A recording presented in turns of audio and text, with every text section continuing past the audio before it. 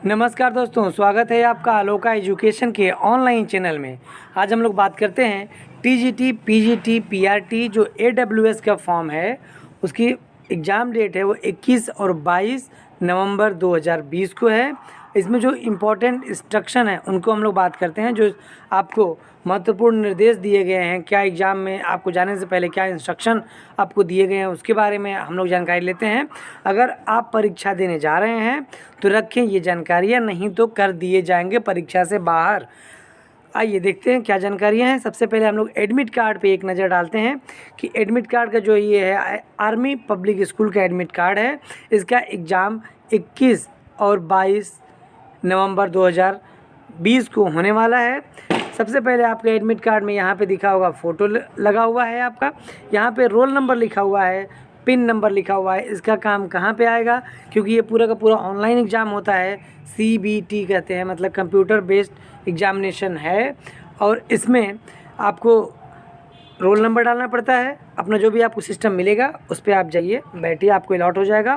किस लैब में जाना है, अपने सेंटर पे जाइए। वहाँ जाने के बाद आप उनसे पूछते हैं कि किस लैब में जाना है, एडमिट कार्ड दिखाएंगे, इंस्ट्रक्शन हम आगे आप लोगों को बताते हैं। एडमिट कार्ड के बारे में जानकारी ले लेते हैं कि आप जब वहाँ पे जाएंगे तो सेंटर पे जब आप जाएंगे तो आपका एडमिट कार्ड चेक होगा, आईडी प्रूफ चेक होगा, और तब आपको बता दिया जाएगा किस लैब में आपको जाना है, किस सिस्टम पे आपको यूज करना है, एग्ज़ाम देना है। सिस्टम नंबर आपको अलॉट होगा, वहाँ पे आप जाइए और वहाँ आपकी हो सके बायोमेट्रिक की भी हो, फ़ोटो भी खींचा जाए आपका, और अंगूठा भी निशान लगाया जाए, किसी उंगली का निशान लगाया जाए। तो ये प्रोसेस है इसका। तो वहाँ जब आप जाके अपने सिस्टम पे जिस पे बैठना है, आपको इस पे काम करना है, जिस पे आपको एग्ज़ाम देना है, उस सिस्टम पे आप जाके वहाँ पे आप उस सिस्टम के पास बैठ जाते हैं। उसके बाद उस सिस्टम में आप देखेंगे कि आपको रोल नंबर डालना है, पिन डालना है, और एक तो पासवर्ड दिया जाएगा जो वहाँ पे आपको प्रोवाइड किया जाएगा। और आपका रोल नंबर यहीं से मिल जाता है, पिन कोड आपके एडमिट कार्ड में भी लिखा रहता है, और कैंडिडेट नेम आपका यहाँ लिखा रहता है, आपका फादर नेम है, हस्बैंड नेम लिखा होता है, डेट ऑफ बर्थ लिखा होता है, एग्ज़ाम नेम मतलब एपीएस, पीआरटी है, टीजीटी है, पीजीटी है, किसका है वो लिखा रहता है। हमने पीआरटी का यहाँ पे लिया हुआ है। सब्जेक्ट नेम जैसे पीआरटी है उसी तरह टीजीटी है, पीजीटी है, जो भी आप दे रहेंगे उस सब्जेक्ट का नाम, जो सब्जेक्ट से रहते हैं वो नाम यहाँ पे लिखा रहेगा। आपके पास एडमिट कार्ड तो आप निकाल ही लिए होंगे, उसमें आपको लिखा ही होगा। नेक्स्ट है एग्ज़ाम डेट का, भाई 21 तारीख या 22 तारीख को 2 दिन का एग्ज़ाम है इसका, तो वो लिखा होगा। और यहाँ पे 90 मिनट लिखा हुआ है पीआरटी के लिए, और 180 मिनट मिलता है टीजीटी पीजीटी के लिए। पीआरटी के लिए पार्ट ए होता है और पार्ट बी टीजीटी और पीजीटी के लिए होता है। ये एग्ज़ाम टाइम है वो 90 मिनट पीआरटी के लिए, और टीजीटी पीजीटी के लिए 180 मिनट होता है। अब बात करते हैं रिपोर्टिंग टाइम का, मतलब कितने बजे आपको वहाँ पे जाना है। तो ये देखिए, जो आपका एडमिट कार्ड होगा उसमें लिखा होगा 1:50, इस एडमिट कार्ड में लिखा हुआ है, तो 1:50 पे आपका रिपोर्टिंग टाइम है। और गेट कब बंद होगा, तो वो 2:45 पर गेट बंद हो जाएगा। उसके बाद आपको एंट्री नहीं मिलेगी। तो आप जो भी एग्ज़ाम देने जाइए तो थोड़ा पहले जाइए, जिससे कि आपका एग्ज़ाम में लेट ना हो पाए। कभी भीड़ रहती है, कभी जाम लगा रहता है, कभी ट्रैफिक रहती है, कभी रेड लाइट पड़ जाता है, कभी आपको साधन नहीं मिल पाता है, इस वजह से आपको लेट हो जाता है। तो आप पहले ही जाया करिए, जिससे कि आपका एग्ज़ाम छूट ना जाए।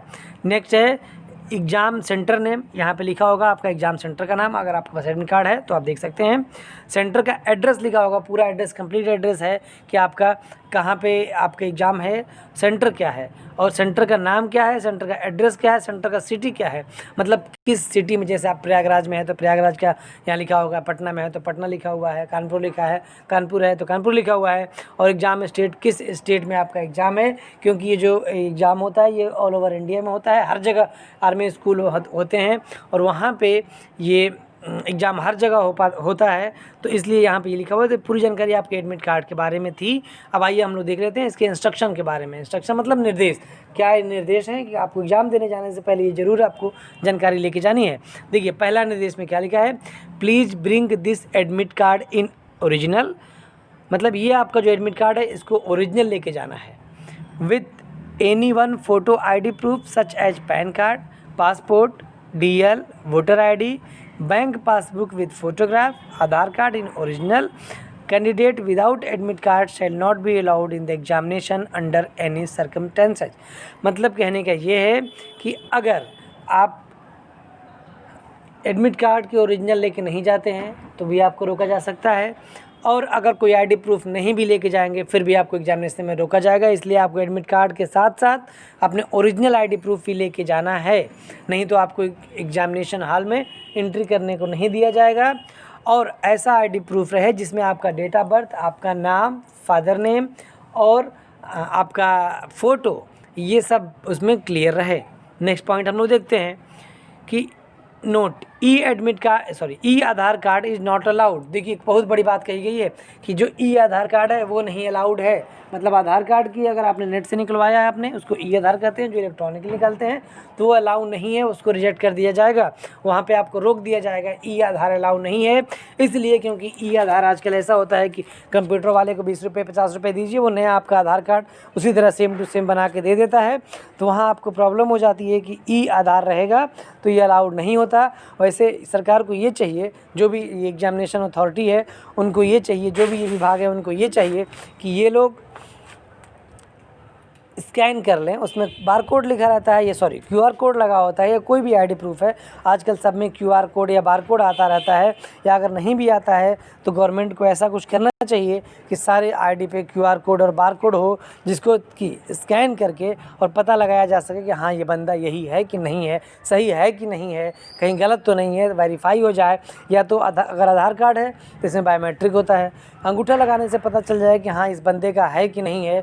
तो यहाँ हमें तो लगता है कि कोई ज़रूरत नहीं है कि आप आधार कार्ड लेके जाइए, या अगर लेके जाते हैं तो कोई प्रॉब्लम होती है, ऐसा नहीं है, ऐसा नहीं होना चाहिए। लेकिन इस सब एग्जामिनेशन में ये लोग ऐसा गलत करते हैं कि ई आधार लेके जाओ तो रिजेक्ट कर देंगे। क्यों रिजेक्ट करेंगे भाई?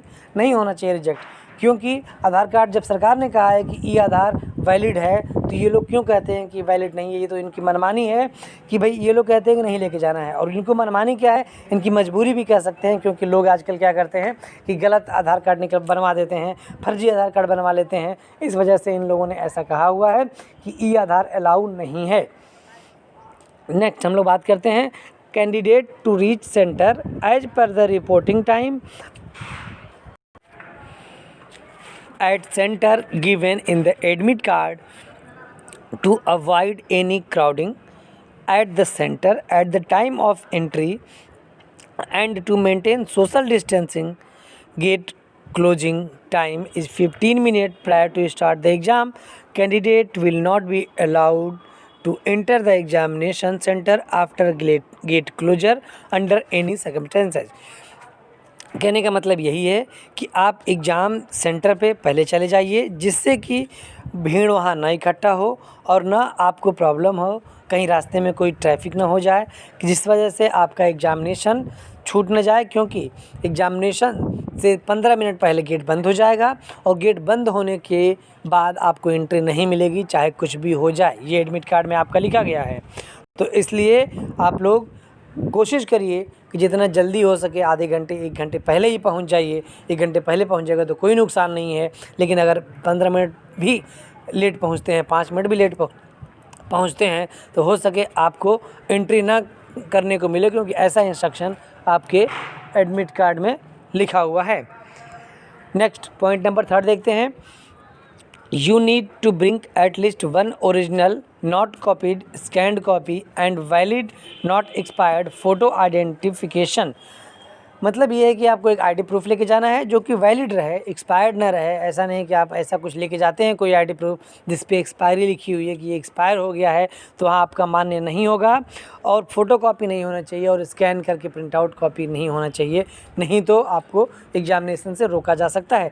बहुत ही इंपॉर्टेंट ये इंस्ट्रक्शन है, कोई भी एग्जामिनेशन में आप देने जाते हैं तो ये लगभग सब एग्जामिनेशन में ये सब में लागू हो जाता है कि इस तरह से अगर ये आप फॉलो नहीं करते हैं तो आपको प्रॉब्लम हो जाती है। नेक्स्ट पॉइंट देखते हैं हम लोग।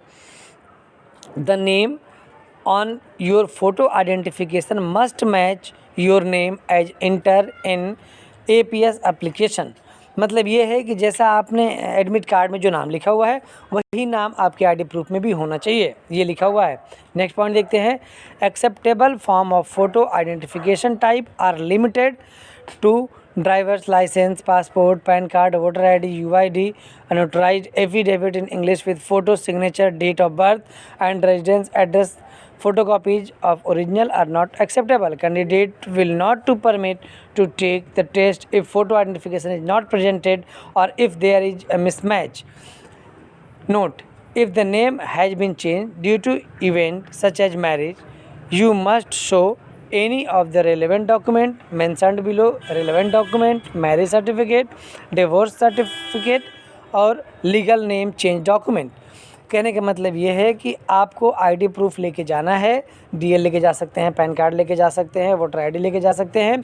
अगर कुछ नहीं है तो आप अगर एक नोटराइज्ड एफिडेविट बनवा लीजिए कचहरी से, अपने नाम का, अपने एड्रेस का, अपने डेट ऑफ बर्थ का और अपने नाम, फादर नेम सब उसमें लिखा रहे, जिससे कि आप ये हो सके कि हाँ भाई आप ही हैं, आप सही हैं। फ़ोटो भी आपका लगा रहना चाहिए आईडी प्रूफ पर।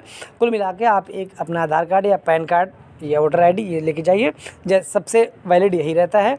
बैंक पासबुक भी अगर लेके जाना हो तो लेके जा सकते हैं, उसमें फ़ोटो लगी होनी चाहिए। नेक्स्ट पॉइंट हम लोग देखते हैं, अगर कोई किसी का नाम चेंज हुआ, जैसे कोई लड़की है, जैसे मान लीजिए वो लड़की है, वो अभी शुक्ला है, शादी हो गई त्रिपाठी हो गई, मान लेते हैं अगर ऐसा है तो उसका नाम हो गया त्रिपाठी, पहले वो शुक्ला थी। तो एक उनको इस तरह कोई लीगल डॉक्यूमेंट लेके जाना है जिससे कि ये वेरीफाई हो सके कि हाँ पहले नाम इनका ये था, अब ये नाम चेंज होकर के ये हो गया है। जैसे मैरिज सर्टिफिकेट लेके जाइए कि भाई मेरे मैरिज सर्टिफिकेट मेरे शादी हो गई है और मेरा नाम बदल के अब ये कर दिया गया है। या डिवोर्स अगर पेपर आपके पास है उसको लेके जाइए कि ये था पहले अब ये हो गया है। या कुछ ऐसा भी लीगल नेम चेंज डॉक्यूमेंट, कोई अगर ऐसा लीगल डॉक्यूमेंट है जिसमें पता चले कि आपका नाम चेंज हुआ है, उसको लेके जाइए। नेक्स्ट हम लोग पॉइंट नंबर 4 देखते हैं, examination will be conducted online CBT mode. आपका एग्जामिनेशन जो होगा वो सीबीटी मोड होगा, कंप्यूटर बेस्ड टेस्ट होगा, मतलब ऑनलाइन टेस्ट होगा, कंप्यूटर पे होगा। तो आप लोग अगर कंप्यूटर थोड़ा कम चलाना जानते होंगे तो कहीं जा कर के बैठ के पहले 1 आध घंटे 2 घंटे कंप्यूटर चला के देख लीजिए। ऐसा ना हो कि वहाँ जाएँ और आपको माउस की ना पकड़ने आए। वैसे अब तो ये जो है कि ज़माना बदल गया है, अब तो जो भी एग्जामिनेशन की तैयारी करते हैं लगभग सबका मैक्सिमम एग्जामिनेशन आपको जो होता है वो ऑनलाइन ही होता है। तो आपको सबको आना ही चाहिए, लेकिन आजकल ज़माना भी ऐसा है कि आपको कंप्यूटर चलाने तो आना ही चाहिए, कम से कम इतना तो आना चाहिए कि माउस पकड़ के आप कुछ काम कर सकें, ऐसा तो होना ही चाहिए। Next point, you must inter your user name, roll number, PIN number printed on admit card and password which will be given at exam center. To log in 5 minutes before the exam start time, please ensure that your name and other details which are subsequently appear on the screen are correct. कहने का मतलब ये है, जैसे हमने बताया कि आपके एडमिट कार्ड में आपका रोल नंबर लिखा होता है जो कि यूज़र नेम होता है, और पिन आपके एडमिट कार्ड पे लिखा होता है, और पासवर्ड आपको एग्ज़ाम सेंटर में प्रोवाइड कराया जाएगा। इसके बाद आपको लॉगिन कर लेना है। 5 मिनट एग्जामिनेशन से पहले आपका लॉगिन होगा, इसलिए कि आप इंस्ट्रक्शन पढ़ सकें। इंस्ट्रक्शन उसमें भी लिखा रहता है, कैसे करना है, क्या करना है वो लिखा रहता है, उसको भी आप 5 मिनट आपको टाइम दिया जाता है। आप बढ़िया से पढ़ लीजिए। कोई प्रॉब्लम है तो अपने जो भी वहाँ पे इन्विजिलेटर हैं उनको बताइए कि ये प्रॉब्लम है, ये इस तरह से नहीं होना चाहिए, ये गलत है, तो ये मेरा नहीं है या मेरा खुल नहीं रहा है। कोई जो भी प्रॉब्लम है आप कह सकते हैं कि ये मैंने डाला अपना आईडी पासवर्ड, किसी और का ये जो स्क्रीन पे शो हो रहा है एयरटेल किसी और का खुल के आ रहा है, तो ये प्रॉब्लम हो सकती है। अगर इस तरह से कुछ है तो जो भी वहाँ पे इन्विजिलेटर है उनको आप बताइए कि मेरे साथ ये प्रॉब्लम है, आप इसको देख लीजिए। नेक्स्ट हम लोग बात करते हैं कि point number 5, you will be provided with scratch paper for rough work. मतलब आपको एक रफ शीट दी जाएगी, रफ शीट पर आपको रफ करना है। किसी और पेपर पर रफ करेंगे तो आपको अनफेयर मीन माना जाएगा, आपको एग्जाम से बाहर भी किया जा सकता है। आपके पास कोई और पेपर नहीं होना चाहिए except this rough work. Next point देखते हैं, rough work can not be done on any other paper sheet as nothing will be allowed inside the testing room. कहने का मतलब है, जैसे हमने बताया कि आपके पास कोई और पेपर नहीं होना चाहिए और कहीं आप रफ नहीं कर सकते हैं, ये अलाउ नहीं है। On completion of test candidate will have to hand back all the scratch papers to the administrator. कि जब आपका एग्जामिनेशन ओवर हो जाता है तो आपको रफ शीट आपको घर पे नहीं ले जाना है, उसको आप वहीं पे जो टीचर होते हैं, जो इन्विजिलेटर होते हैं, जो एडमिनिस्ट्रेटर होते हैं, उनको दे देना होता है। नेक्स्ट पॉइंट देखते हैं, point number 6, candidate are not allowed to carry any personal belongings to the examination centre including wrist watch, cell phone, calculator, ETC। मतलब आपको घड़ी भी नहीं पहन के जाना है। क्यों? क्योंकि आपका जो स्क्रीन रहेगा कंप्यूटर पे ऑनलाइन होगा, वहाँ पे टाइम चलता रहेगा, वहाँ पे टाइम दिखाता रहता है कितना मिनट आपका बाकी है। तो इसलिए आपको घड़ी भी नहीं लेके जाना है, मोबाइल फ़ोन तो अलाउ नहीं है, कैलकुलेटर भी नहीं अलाउ है। इस तरह का कोई भी, जैसे आपके पास ईयरफोन होता है, हैंड्स फ्री होता है, ब्लूटूथ डिवाइस होती है, ये सब लेके वहाँ पे नहीं जाना है, नहीं तो आपका बाहर कर दिया जाएगा, आप पकड़े जाएंगे तो आपके प्रति कार्रवाई होगी। नेक्स्ट पॉइंट देखते हैं। In case you carry any personal item, it will be have to take outside the examination hall at your own risk. The examination center will not be responsible to any loss or damage such items.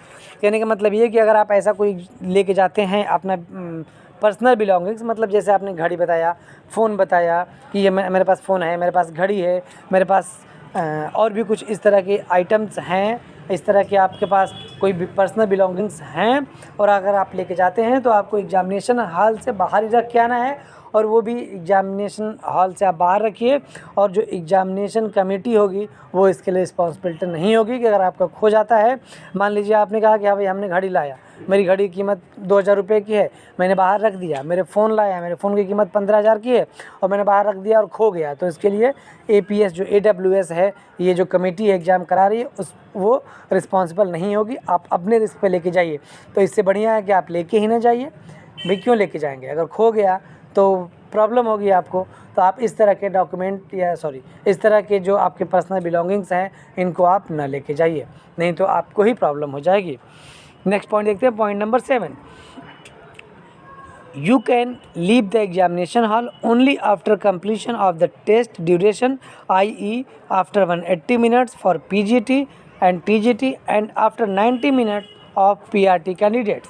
कहने का मतलब ये है कि जैसे आपको पता है कि PRT का एग्जामिनेशन है वो 90 मिनट का होगा, 90 मिनट्स का होगा, और जो TGT PGT का होगा वो 180 मिनट्स का होगा। तो इससे पहले आपको एग्जामिनेशन हॉल नहीं छोड़ना है।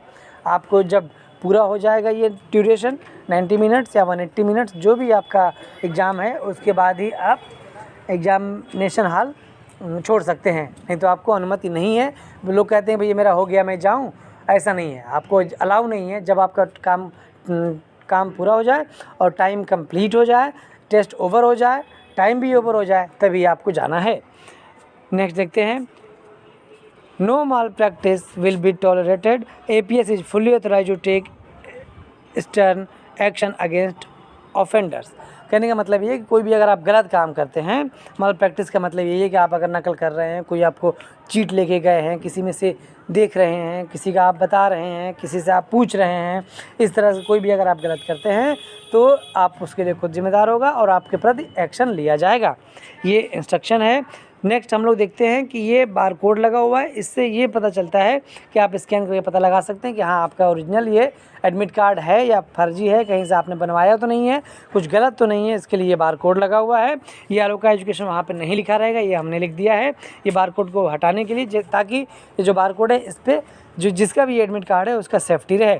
और यहाँ पे आपको कैंडिडेट सिग्नेचर करना है, और सिग्नेचर आपको घर से लेके जाके नहीं करना है, मतलब घर से करके लेके जाना नहीं है, क्योंकि इसमें देखिए लिखा हुआ है in front of invigilator at the examination centre, मतलब आपको एग्जामिनेशन सेंटर पर ही जाके इसको साइन करना है, वो भी इन्विजिलेटर के उपस्थिति में।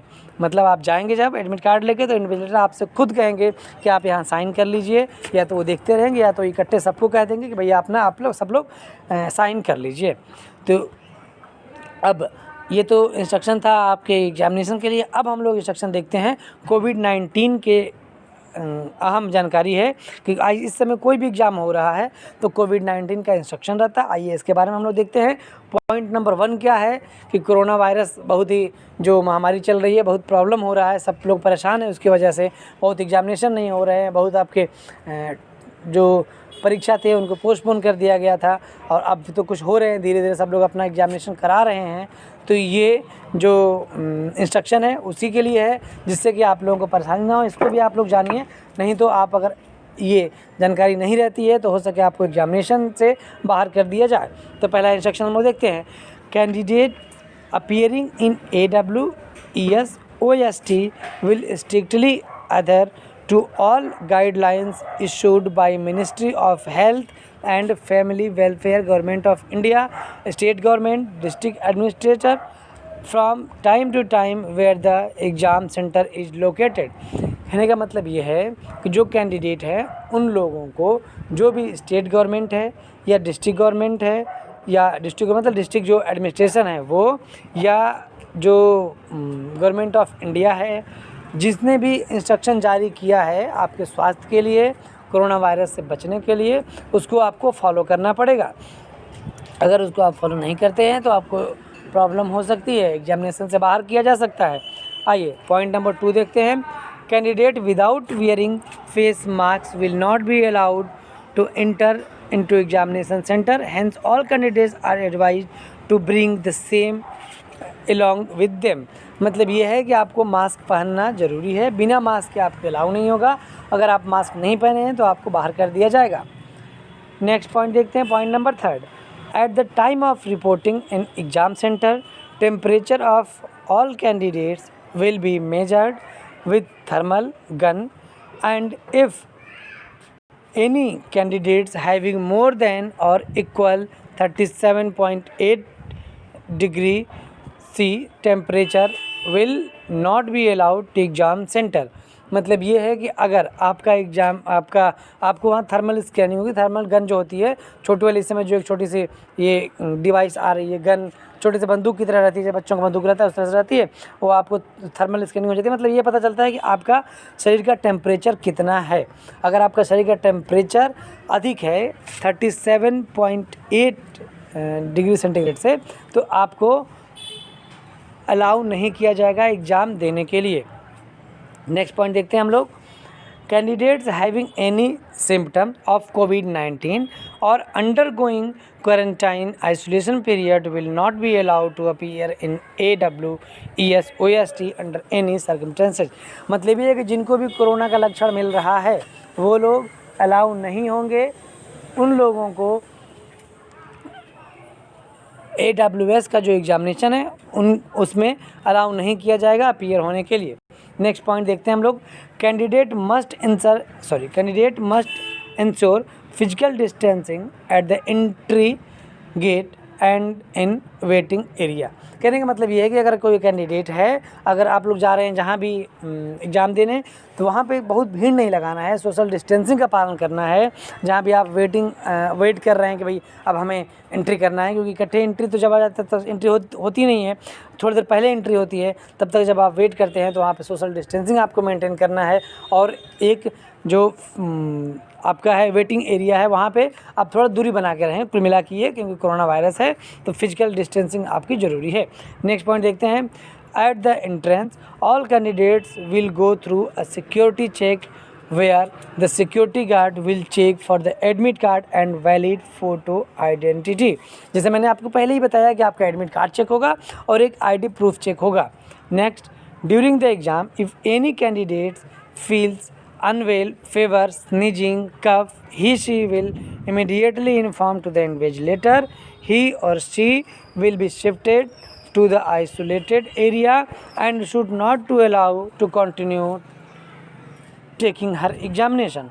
मतलब ये है कि अगर आपको ऐसा लगता है कि मुझे प्रॉब्लम हो रही है, मुझे फेवर है, बुखार है, मैं अनवेल हूँ, मुझे कफिंग मतलब खांसी हो रही है और छींक आ रही है, तो आप तुरंत इन्फॉर्म करिए अपने जो भी वहाँ इन्विजिलेटर हैं उनको, और वो लोग आपको दूसरे आइसोलेशन सेंटर में भेज देंगे, जिससे कि आपका अगर इस तरह का सिम्टम है तो किसी और में ना जाए। और सबसे बुरी खबर यही रहेगी कि आपको एग्ज़ाम भी देने को नहीं मिलेगा अगर आपको ऐसा कुछ है। तो अगर आपको ऐसा कुछ हुआ है, क्योंकि मौसम ही चल रहा है खांसी जुकाम सर्दी बुखार का, तो आप आज ही से दवा ले लीजिए। जो भी डॉक्टर से आपने बता दीजिए कि हमें कल पेपर देने जाना है या आज पेपर देने जाना है, तो कुछ देर पहले आप दवा ले लीजिए, जिससे कि आपको एग्जामिनेशन हॉल में कोई प्रॉब्लम ना हो। आप दवा खा के जाइए, जिससे कि इस तरह का कुछ आपके साथ अप्रिय घटना ना हो कि पता चले कि आप एग्ज़ाम देने गए, वहीं एक बार छींक दी, आपको बाहर कर दिया गया। तो इस तरह से घटना ना हो, इसलिए आप दवा ले लीजिए अगर आपको ऐसा कुछ प्रॉब्लम है तो। क्योंकि इस समय मौसम ही चल रहा है खांसी सर्दी जुकाम बुखार, क्योंकि मौसम जो चेंज हो रहा है, दिन में धूप हो रही है, रात में ठंडी हो रही है, ज़्यादा ठंडी हो रही है, सुबह भी ठंडी लग रही है। हो सके आप एग्ज़ाम देने जाए, आपको ठंडी लग जाए, उसी समय ठंडी लग जाए, तो आप प्रॉपर अपना जो कपड़ा है उसको पहन के जाइए। और ये नहीं कि पता चले कि आप हीरो बन के जा रहे हैं, बाइक से जा रहे हैं और टोपी वोपी नहीं लगाए हैं और पता चले कि आपको ठंडी लग गई और वहीं जाके छींकने लगे आप। तो ऐसा नहीं होना चाहिए। आप सावधानी रखिए और एग्ज़ाम के लिए क्यों, रोज़ के लिए सावधानी रखिए, जिससे कि आपको कोई प्रॉब्लम ना हो, आपका स्वास्थ्य सही रहे, क्योंकि स्वास्थ्य सही है तभी आपकी लाइफ सही है। तो ये पूरा का पूरा जानकारी आपको AWES, PRT, TGT, PGT का जो APS का है, आर्मी पब्लिक स्कूल के वैकेंसी का जो 21 और 22 नवंबर को एग्ज़ाम होने वाला है, उसी के बारे में जानकारी थी। ये इंस्ट्रक्शन बहुत ही अहम है। अगर जिसको भी एग्ज़ाम देने जाना है तो वो लोग इंस्ट्रक्शन को पढ़ के जाएँ, देख के जाए। वैसे ये पूरा का पूरा इंस्ट्रक्शन आपके एडमिट कार्ड में लिखा हुआ है। बाकी आजकल क्या होता है, लोग कहते हैं भैया बस एक पेज निकाल दो एडमिट कार्ड का, फ्रंट वाला जो ज़रूरत है, बाकी रहने दो, इंस्ट्रक्शन कहाँ पढ़ना पड़ता है कोई। तो आप ही लोगों के लिए ये वीडियो बनाया गया है और केवल APS के लिए ही क्यों, सारे एग्जामिनेशन को आप जब देने जाइए तो इंस्ट्रक्शन पढ़ के जाइए। और ये इसमें 90% जो इंस्ट्रक्शन है वो सबके लिए है, सारे एग्जामिनेशन के लिए है। तो आप वहाँ जाइए इतना सब कुछ पढ़ के कि आपको प्रॉब्लम ना हो। भाई पूरा आपने तैयारी किया, फॉर्म भरा, पढ़ा लिखाई किया और एग्जामिनेशन से बाहर कर दिया जाए तो ये तो बहुत गलत हो जाएगा ना। तो इसलिए आप लोग पूरी तैयारी के साथ जाइए। Aloka education wishes you all the best for your success and bright future. जो आपका एग्ज़ाम देने जा रहे हैं उसमें सफल हो, यही हमारी मनोकामना है। Thank you for watching our YouTube channel Aloka education. और अगर आपको ये वीडियो पसंद आता है, अच्छा लगता है, तो आप और भी अपने दोस्तों को शेयर करिए, उनको भी लाइक करवाइए, सब्सक्राइब कराइए, जिससे कि ये होता है कि भाई ये जानकारी फ्री ऑफ कॉस्ट मिलती है, उनको भी ये जानकारी मिले। इसके साथ ही साथ जितने भी ऑनलाइन फॉर्म आते हैं उसके भी वीडियो हम लोग बना के डाल देते हैं। एडमिट कार्ड का वीडियो बनता है, कौन सा सिलेबस आया, किसका एग्ज़ाम डेट कब है, किसकी एग्ज़ाम पोस्टपोन हुई है, किसका रिजल्ट आया है, किसके कोई अगर एडमिशन है तो कब उसका एडमिशन होने वाला है, कब काउंसलिंग होने वाली है, काउंसलिंग किस तरह से होने वाली है, कितनी फ़ीस जमा हो रही है। तो ये सब जानकारी हम लोग अपने अलोका एजुकेशन के ऑनलाइन चैनल पे, चाहे आप देख सकते होंगे इसमें फेसबुक पे, यूट्यूब पे, ट्विटर पे, टेलीग्राम पे, हर जगह हम लोग हैं। वहाँ से आप जानकारी इसकी ले सकते हैं और अपने दोस्तों की भी आप भेज सकते हैं, जिससे कि उनको भी आप फ्री ऑफ कॉस्ट की जानकारी मिल सके। Thank you.